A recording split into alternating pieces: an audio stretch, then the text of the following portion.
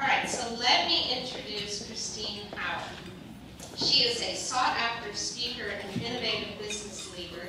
Christine Howard guides women to awaken their radiance, achieve their soul-centered callings, and live fulfilling lives. Fueled by her own transformational heartbreak, she inspires women to take up a new path for living, leading, and achieving as radiant achievers. In addition to coaching private clients, she leads transformational retreats, mastermind programs, and is the creator of the app Radiant Achievers, so we'll all have to get that app on our phone. The author of a newly released book, Soul-Centered Fulfillment, as well as the creative force behind a transformational line of mantra, mindset, moment products, and I had one of those myself. Please, everyone, give a big hand to Christine Howard.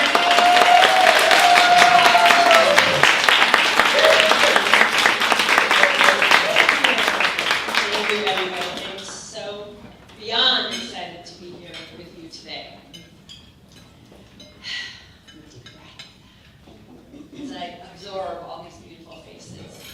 And I'd love to start with a question, as we often do. By a show of hands, who here desires to experience joy and fulfillment while making a difference in their careers and businesses? Yeah, love it. I'm not surprised. And who here has experienced struggle, overwhelm, or self-doubt? Thank you for your honesty and vulnerability. I'd like to first say congratulations on being one of the courageous women. You, like so many others, women we know, Coco Chanel, one of my favorites, Oprah Winfrey, Marianne Williamson, have courageously stepped into their vision. And because we are celebrating Women's History Month today, I would love for us to take a moment to applaud not only these women, but yourself, for you being courageous to boldly step into your vision. Can we do that together? Yeah. Okay. I didn't turn it off, didn't I? Okay. And here's the thing. At one time or another, we all experience struggle, overwhelm, and self-doubt. The problem is so many women are burning themselves out in how they approach their achievement. They are in this do cycle where they end up buying into an old paradigm that creates, at times, stress-related health issues, impacts to relationships, and worst of all, lack of fulfillment and unhappiness. We have been told a story of achievement that no longer works. It's a story I call strategic achievement. And it's time for us to take a stand for a new way. Are you ready for a new way, ladies? Yeah. And gentlemen? Awesome. So I am here today to teach, awaken, and inspire in you how you can be a history maker, achieving your deepest callings, desires, and passions, and do it in a way where your achievement actually brings you joy, fulfillment, growth, and energy along the way. Does that sound like a good approach? Where you can leave behind the overwhelm and the self-doubt and step into an empowered path that has you creating from a very different place, from the your inner powers. This, my dear ladies and gentlemen, is the path of becoming a radiant achiever. So I am here today to share with you 4 critical shifts you must make if you really desire to embody this new path. And I will be sharing them in a minute. But before I do that, I would love to share a bit about my journey and how I got to discover these powers and embody them myself. So right now, my life is immersed in radiant achievement. It's my work, it's my books, it's my coaching, it's everything. And it's not just my work though, it's how I live. Being a radiant achiever is a way of being for me in every aspect of my life. It's how I live, lead, and achieve. And while I have these amazing synchronistic experiences that happen to me, things flowing to me, opportunities for speaking, for photos, for coaching, all types of things are happening, it wasn't always this way. Just 5 years ago, I was the poster child of strategic achievement. I was over-controlling, overthinking, always changing my mind, and on this hamster wheel, can anybody relate? This hamster wheel of the go, go, go. I was not slowing down for much of anything. It was always the next task. And what happened, I became so disconnected from my true desires and my true self.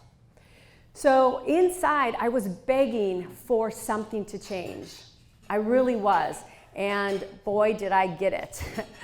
I was gifted, and I truly do believe it was a gift, with 2 significant experiences. The first was a breast cancer diagnosis, which fortunately was very early stage, very treatable. And about 9 months later, the end of my 21-year marriage. Now, at the time, as you can probably imagine, these appeared to be the worst things that could have happened to me in my life, right? My life as I knew it had ended. But really, they became the best thing because they gave me exactly what my soul was begging for, what my heart was begging for, and that was to get back to my authentic self, to get back to that place of joy, to get back to that place of fulfillment. And in my journey of healing, I took time to pause and dive deep and really look at turning over all these rocks in my life. And I faced my hurts, I faced my loss, my fears, my stories. And in this journey, I discovered that there were 3 main things that I had done or had become. And the first was, and they surprised me, and they might surprise you too, knowing, some of you know me now, but is I realized I was not loving myself. Now, I logically did because I lived in my head and I could say, oh, I love you, but I did not embody that feeling at all. So that was the first surprise. Then I realized that I was really looking externally for fulfillment. I had bought into what culture had conditioned me to believe. And it was all out there, it wasn't inside. And then the last thing was that I realized really clearly that my desires, when I did have them, came at the bottom of the line behind everybody else, especially my family. So out of this, I craved and I really dug deep to say there has to be a new way, a better way for me to live. And I discovered in reconnecting with myself inner powers that I had covered over, that I had forgotten, that I had denied for so many years. And these inner powers, in reconnecting with them, I saw a new way. And these are the powers I'm going to talk to you about today, which I call the powers of radiant achievement. And little by little, by embodying these, my life took a 180-degree turn, I'm happy to say. So here I am today with you beautiful, radiant ladies, to share with you, to inspire you, and to awaken in you 4 shifts that are critical for you to make if you desire to step into your empowered path as a radiant achiever. And before I dive into them, I want you to know, I'm on a time limit here, so I have to be really conscientious of my time. And I promise at the end, there will be a way for you to connect with me and this material further. So I just wanted to toss that out. So let's dive in to what these 4 shifts are. The first shift is to have an awareness that being a radiant achiever is your natural essence. It's how you were born. There is nothing new you need to do. It's part of who you are. And in many cases, we just need to let that come out of us, right? We need to awaken it in ourselves.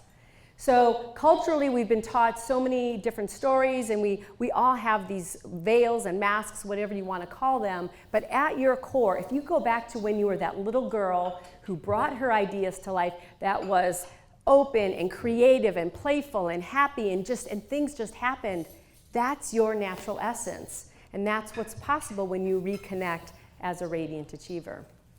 The second shift really relates to your callings. And as a radiant achiever, your job is to listen to and follow those callings, no matter how insignificant or small they may seem. We have callings in all areas of our life. And if you do a quick scan of your life, you can think of your health, your relationships, your career, your fun activities, your community service, right? And at different times in our life, different parts of our life will ping to us, right? We might really want to have been a mom, or started our own business, or moved to a certain place in the world. Those are all callings. And it's not our job to judge them, it's our job to honor them. Because what happens, no matter how small that calling is, when you say yes, it opens a door. And that door then steps you to your next personal evolution. You have no idea where it's going to lead you, and it's kind of not your job. Your soul is going to guide you if you listen to it, right? And then you say yes, and then that opens the next door. And a year from now, 5 years from now, you will look back and you will say, I said yes to that one thing, and look how my life has unfolded. That's what it's all about. I love Oprah's story, right? If you look at what she's accomplished in her lifetime and where she started, she just kept opening another door and another door and another door. And there's no judgment on what anybody's callings are. It's really what your purpose is here, and you can only do that when you say yes. So stop the I don't have time, I'm too busy, reconnect to what's speaking to you in every area, and just take that one next step. The third shift is to embody the powers of radiant achievement. There are 7 powers, and I'm going to walk through each of them briefly, but make it a little bit of a story about my life. Because in my programs, I will teach you the nuts and bolts. I go through different practices and how to really further embody them. Because with each of these powers, it's not a yes or no. It's like, how much love can you experience? How much love can you feel? It's unlimited, right? When you clear away blocks, then you step into being able to feel and experience and express more love. It's the exact same thing with each of these powers. There's no limit. So I look at being a radiant achiever as a lifelong journey. It's who I am being, right, in my life. So I'm going to tell these powers in a little bit of a story of my life and what I've seen change since I've said yes to embodying these powers. So the first power is called the power of authentic self-worth. And I'll make sure I really delineate. So for those taking notes, and I'm a huge note taker, I love that people will take notes and walk away with this. So power of authentic self-worth.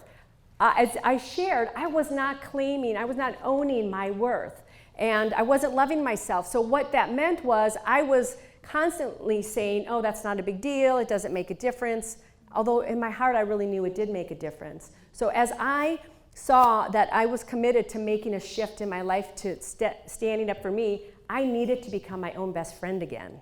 I needed to look myself in the mirror and say, I love you. You are worthy. You bring great gifts to this world. And it was uncomfortable at first, but those were some of my baby steps to reconnecting with my worth and loving myself again. And as I did that, little by little, what happened is I became creative. I started to get these little bubbles of inspiration and ideas that were hope for my future. Because I was going through some heavy stuff. So it was just a perfect thing for me to reclaim and own that I am here to make a difference. The second power is the power of mindset. Now, I know in my circle, and maybe for some of you, mindset is huge. We hear this all the time. Your thoughts create your reality. How many of you believe that, or at least partway believe that? Right? Exactly. So I began to become very conscious of the thoughts I was thinking, that self-talk, and even the things I said out loud. And I was not too happy. I was kind of appalled by some of the things I was saying to myself. I constantly said, I'm struggling here, I'm struggling here, I'm struggling here. That was one of my mantras until I became conscious. So in making this commitment to be a radiant achiever and have this new path, I became hyper conscious of every thought, every word that came out of my mouth. And I went through this cleansing cycle, and it's still going on today, of letting go of things that aren't serving me. And then consciously saying, what are those mantras? What are those affirmative statements? What are those beliefs that will move me to that next version of me?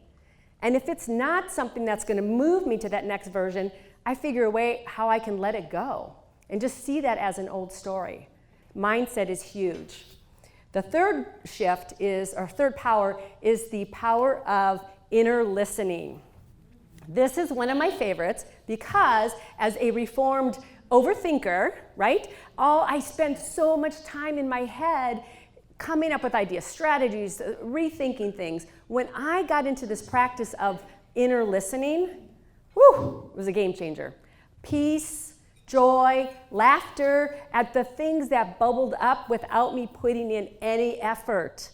Solutions, next steps, right? I'm an achiever. I want my goals to move forward in my life, and I want to do it in a way, because I let go of it's going to be hard, I want to do it in a way that is fluid and joyful and fun. Inner listening connected me with my intuition, with my higher self, and back with source. I love that time when I just sit and listen and get the downloads. Anybody get downloads sometimes? Kind of fun, right? Right. Okay. The next power is the power of inspired action. Now again, I said I'm an achiever. I love taking action, but I also hated to make a mistake. That was one of my big things. Like, I just couldn't stand making a mistake, hence the overthinking. Well, inspired action, what I find now, because I'm tapped into all of life around me, is I get these intuitive hits to my body, sometimes it's in my head or my heart, for a next step to take toward my goal. And it could be overhearing a conversation. Many times it's from opening an email. At times it is just being out and about and something hits me. So I take, yes, planned actions, I definitely do some of those, but I also receive so many inspired actions where things have moved 3 steps ahead with just, again, very little effort. Because what is this? We want to be in flow, we want to experience joy, and when we allow ourselves to be open to the universe, right, giving us support, it's a game changer. I know, so many of us are great hard workers, and that's beautiful. And there's more. You can achieve more when you have support, right? We have VAs, we have assistants. Let's get some support from the universe. And that is what the inner listening and the inspired action allows you to have. The next power is the power of commitment. Now, this commitment comes in on many levels here. First off, it's committing to my goals, which I was always pretty good at. But even deeper, it's committing to me and the journey of my life and my callings, and letting things unfold in their own time. I have my deadlines, and as many of you know, I have missed my deadlines many times for my book, for other things, launches, and that's okay, because I know it's going to happen. It's not a matter of if, it's a matter of when, and I am no longer going to force, right? That push at all costs is not necessary, ladies, at all. So when I am committed, I'm committed for the journey. I'm committed even more so than the result, even more so than the book launch, even more so than the program launch. I'm committed to my own personal evolution. What's the deadline for that? There isn't one, right? It's your life. So take a step back from the screen, and this is what I did. I started looking at the bigger picture of my life, and things started falling into place so much easier when I did that. The next power is the power of reflection. This again, is kind of multifaceted and has had all of them. And I feel like I'm repeating myself here, but they all together are really powerful. But when you put them together, it is truly a transformational way to live your life. So reflection at the simplest form is I pause throughout my day to take time to just reflect. And it could be to get the downloads. It might be for me to journal after a meeting, after an event. What went well? What did I notice? What did I learn? What will I do different next time? But sometimes, and it's also to celebrate. I am huge, and I start every coaching session this way. What do you want to celebrate today? Right? Because think about it. We're so focused on that end game, the numbers, the results, the finish line, that we forget to acknowledge ourselves for the steps we're taking, the hundreds and thousands of steps we're taking on the in-between time. So I do, whether it's in my journal or it's just out loud or in my head, I acknowledge the baby steps. And the phone call that I made, the appointment that I made, and even the time that I showed up in that higher level of myself and I didn't get triggered by the situation that would have triggered me in the past, right? Because it's not just about who you are and who I am, what I'm doing, but it's who we are becoming along the way, right? And I think we've heard this a lot, and many of us as entrepreneurs and in our professions, it's not about the business, it's really about your evolution as you go through and expand your business and make it to what you see it to be. So the reflection is huge for that. Acknowledge yourself, celebrate the little steps. And then the reflection is also the course correction. And this is done with compassion and love. You heard me say I hated making mistakes. I'm okay with making mistakes now. It doesn't rattle me. I know I am living so much in the unknown, which is a very fun, exciting, and scary place to live. And so I'm going to show up and I'm going to do my best for where I am right now in my life, in my evolution. And sometimes things don't go so well, right? Have we ever experienced, that didn't go so well. But that's okay, because just like a best friend, what would we do? We wouldn't tell them, oh, you were awful, give it up. We would encourage them. It's the same thing, to look at all these things, the missteps as well as the positive things, as information for our growth, right? Thank you. For our growth. So these things, and even the bad things that happen, the unexpected things, the life-changing things, if you step into them with a perspective of this is for me, this is for my growth and my evolution, not only will you flow through them a little bit faster, but you will be able to get some beautiful golden nuggets that can help you up level to that next version of yourself. And isn't that what we all want? We don't just want the dollars and cents. We want to really fully express ourselves, right? We want to get to that finish line like, woo, all used up. And that's how you can do it, by really stepping into that. And then the last one is ritual. And I'll touch on that just briefly here, because we all have different rituals. And if you don't have rituals, I encourage you. I love to meditate. And I think I could do a whole talk now on meditation. It is such a powerful tool in my life. And being out in nature, just sitting or taking a beach walk, rituals that connect me and nourish me, body, mind, and spirit. So think about, what are those sacred practices that you have or that you can implement that nourish you. And I will say, if you look at where I am now to where I was a year ago, I have so much more energy. The time comment, like who wants more time? I have all the time I need. Like, stuff just happens. I don't need more time, right? It's about showing up fully in the present moment, which then leads to the last shift. And the shift is to understand that now, ladies, is the time to step into being a radiant achiever. Who do you want to be in your lifetime? What do you want to achieve? What is that vision for yourself and your life? When is the best time to create that? Tomorrow? Next week? No. It's now. It's now. It's now in the present moment. And so here's what I want to say about that, is so much energy is wasted, and I'm going to raise my hand here because I used to be one of those people that lived so far in the future or so far in the back that all of my energy, I had no energy to live in the now.